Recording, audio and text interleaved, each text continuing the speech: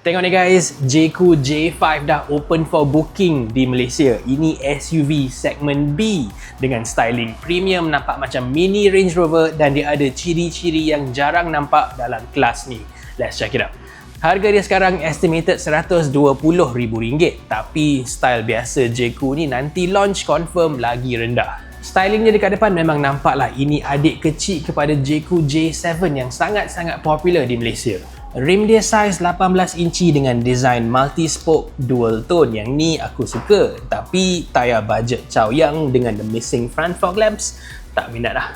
Dekat belakang ni lah dengan the slim tail lights dengan all the body lines, dia betul-betul nampak macam Range Rover Sport yang baru. Dekat dalam ni dia nampak macam mini Jayco J7 dengan skrin besar menegak dekat tengah ni. Pasal kualiti pun rasa premium, dia punya dashboard semua material lembut termasuk part pintu. Features pun cukup complete, skrin tengah ada Apple CarPlay, Android Auto semua wireless.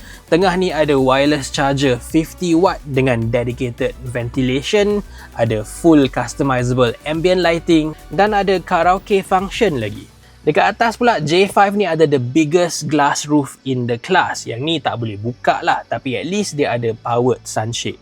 Tapi part yang paling impressive sekali, dia ada double glazing front windows, betul-betul macam kereta mahal like a Range Rover. Tapi macam biasa ada juga benda yang tak best. All the window controls nampak old school sikit, meter depan driver ni tak cantik, rear view mirror masih manual dan dia punya sound system tak ada brand. Dekat belakang ni pun ruang dia okey, tak adalah luas mana, dan walaupun dia ada rear aircon vent, satu je ada.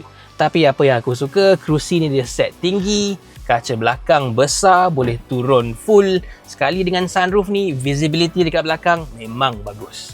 And by the way, kerusi ni pakai TUV certified pet friendly materials dan Jayco akan ada banyak aksesoris untuk haiwan peliharaan.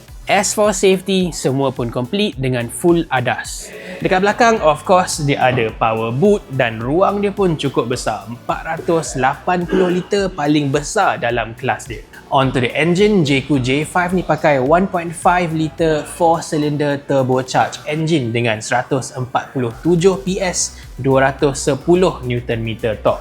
Dia boleh pergi daripada 0 ke 100 sekitar 10 saat. Last kali yang penting juga, kereta ni pakai suspension belakang jenis multi-links, bukan torsion beam macam biasa untuk segmen ni.